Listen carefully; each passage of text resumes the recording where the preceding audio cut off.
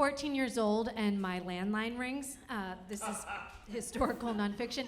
And it's my friend Erin, and she's freaking out because she tells me that the entire freshman year football team is in her living room right now. Now, because I'm 14 years old, I'm probably doing one of three things. Singing both sides of a Bobil and Schoenberg duet. My name is Marius Ponmarcy, and I'm Cosette. 2, organizing my collection of vintage Broadway musical records. Or 3, performing dramatic monologues for my cat. She has no notes.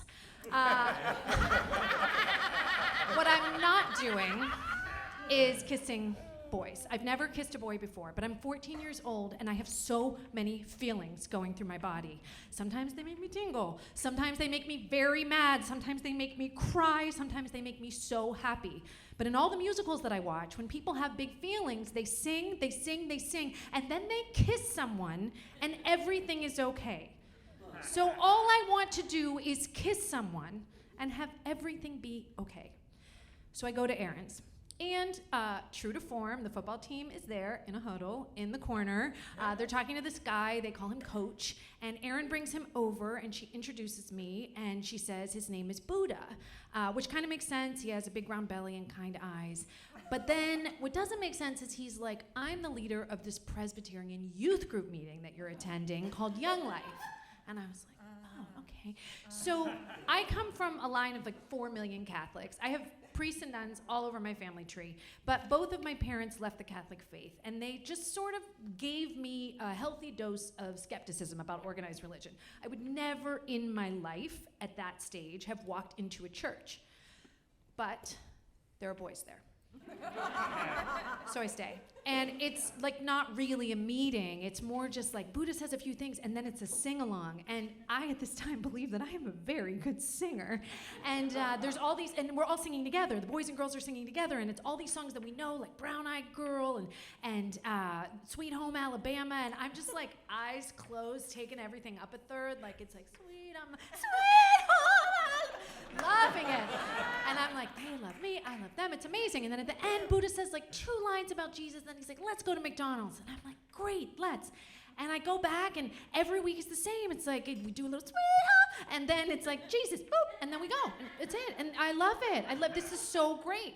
And one day, Buddha says, you know what, there is this camp that we can go to for the long weekend. It's 3-night sleepover camp. All of us and all these other youth groups. Do you want to go? And I'm like, yes.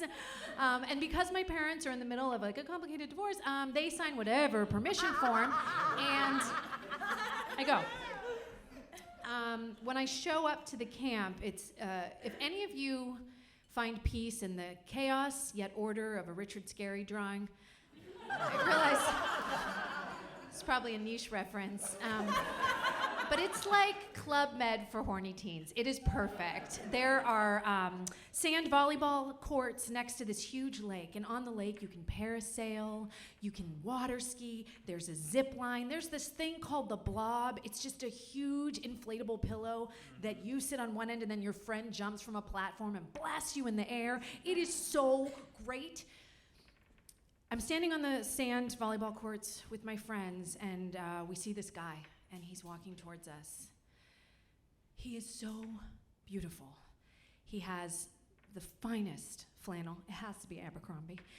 He has this light brown flop of hair over his face. He has these eyes, the color of cool water.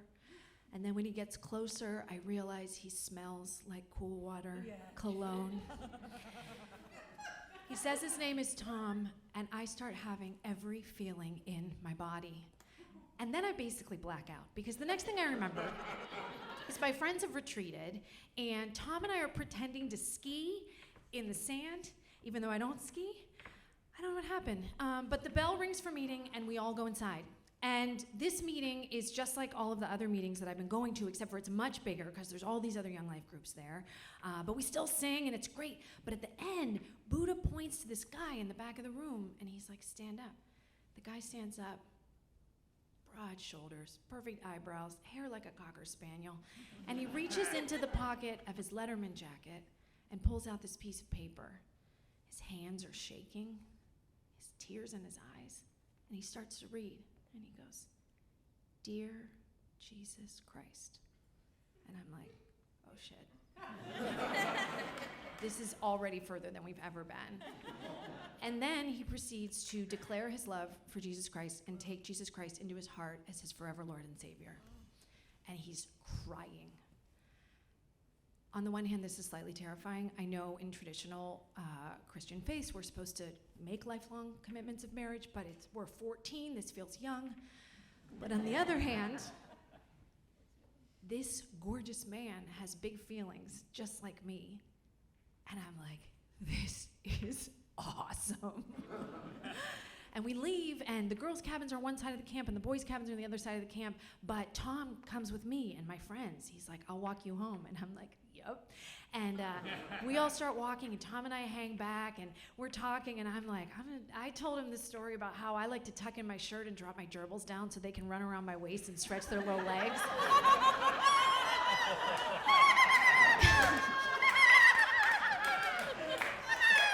Because I don't have any game. But he looks at me like no boy has ever looked at me before. And I'm like, "Oh, I'm gonna kiss you." And we get to my cabin, but all of my friends are milling around, and my counselor's standing there, and she's watching us. So Tom just leans in, and he hugs me. It's the first time that a boy has willingly touched this body. And it is so freaking hot. But he leaves, and I go to bed, and I'm like wide awake. I'm like, I'm gonna kiss this man. And you know, there's a line in Bobbio and Schoenberg's Les Miserables that Cosette says when she meets Marius. She says, "So strange, I feel like my life's begun at last." And I'm like, so strange, feeling that, like over and over. Like, I'm like, this is it. My life is starting. I'm gonna kiss this boy. And the next day, it's so fun. We do these water sports. I water ski for the first time, except for when I stand up, I get a wedgie in my bathing suit, and I just spend the whole time screaming, "Don't look at my butt." And then, but they keep us girls away from the boys until the meeting, and then we all get to the meeting, and the meeting's the same thing. It's like sing, sing, sing, sing, sing, and then more hot boys stand up and cry and marry Jesus. And then we're all just kind of in a frenzy, but then the same thing happens. Tom walks me home, and everyone's there, and everyone's watching, and so he just gives me the supernatural hug, and I go inside. But on the last day, I know it's gonna happen, because after meeting, they're giving us an hour to play in the dark, in the camp, together. It's like they're planning this. So the next day happens, a lot of water sports, meeting, stand up, cry, more people crying, hot people crying, everyone's crying. And then Buddha's like, "Anyone else?"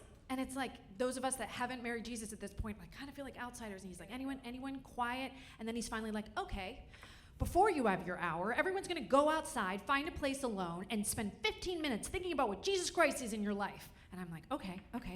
So I go out into this field, and I lay down underneath a tree, and I lay down, and I'm like, I'm thinking about Jesus Christ, but actually I'm thinking about Tom. And I'm like, how am I gonna kiss him? I'm gonna turn my head this way, I'm gonna turn my head this way. Is it gonna rain? Fuck, I hope it rains. Like, all of it. And thinking, and then all of a sudden I hear, hey, where are you? Like, coming through the woods. And I hear the curfew bell. Because I fell asleep. I fell asleep for an hour in a field when I was supposed to be having my first kiss. So my friends come, and they have Tom, and we all walk back to the cabin, and I get a freaking lightning hug, and then I go to bed. And the next morning, we're all shuffling off to our buses. I'm super sad, and he runs up to me, and he grabs my disposable camera, and he hands it to Aaron, and he's like, "Take our picture." And he puts his arm around me. I have had sex since then, and it's like a toss-up as to which one is better. It was so good. And then I had evidence to come home and show all of my friends. And I still have that picture. This was many years ago. I have that picture. I can tell you exactly where it is. And, I think a lot, like, why do I have that picture? And you know why I keep that picture? Because that was the first weekend when I felt like I could be a Cosette, Like I could be a desired woman who would kiss someone, and like it would feel good.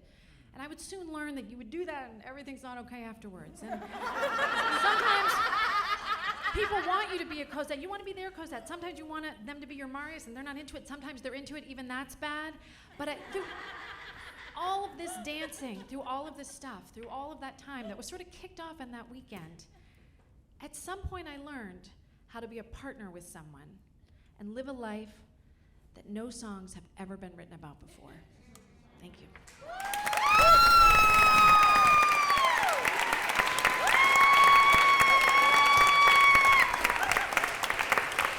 Pink colors, everyone. Fantastic.